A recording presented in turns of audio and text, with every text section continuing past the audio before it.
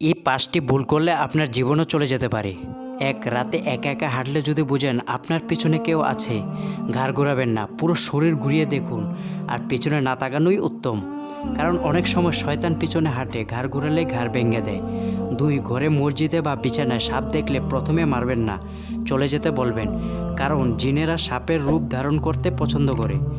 না গেলে বুঝবেন এটা সাপ, তখন মারতে পারেন অথবা তাড়িয়ে দিতে পারেন।